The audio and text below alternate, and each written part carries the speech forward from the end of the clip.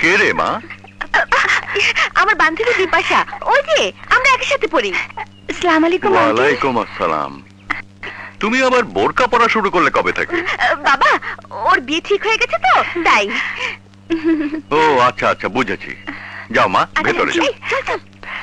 ভাইয়া, এই ভাইয়া, এই ভাইয়া।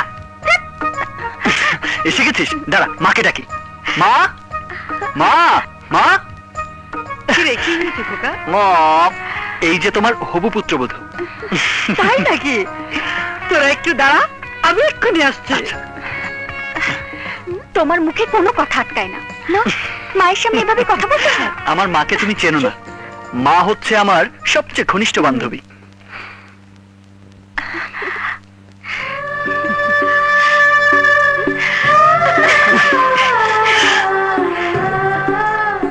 বাহ, কি সুন্দর, একেবারে চাঁদের মতো রূপ। ছেলের আমার পছন্দ আছে। ছেলেটাকে আর দেখতে হবে না।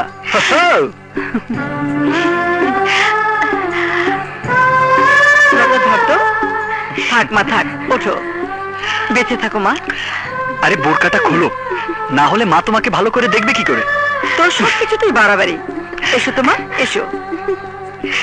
চুপ, চুপ, এসো, বসো।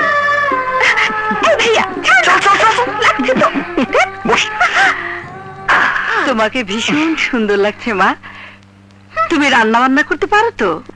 না, মানে আমার তো মা নেই। ছেলেবেলায় মাকে হারিয়েছি। মায়ের কাছে তো মেয়েরা রান্না শেখে, তাই মা না থাকাতে। মেয়ের কথা শোনো, কে বলেছে তোমার মা নেই? আমিই তো তোমার মা। বিয়ের পর আমি তোমাকে সব শিখিয়ে দেব মা।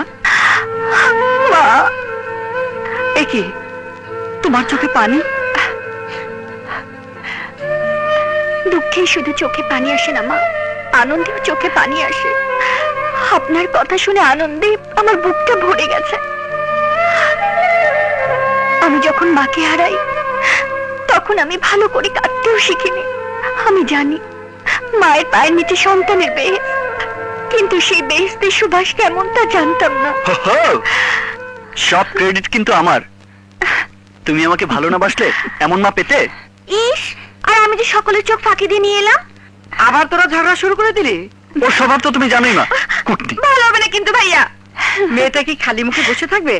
মিষ্টি মুখে তুলে খাইয়ে দে। তুমি তো জানো না মা, ভাইয়াকে কাছে পেলে তোমার হবু পুত্রবধূ খাওয়া দাওয়া সব ভুলে যায়।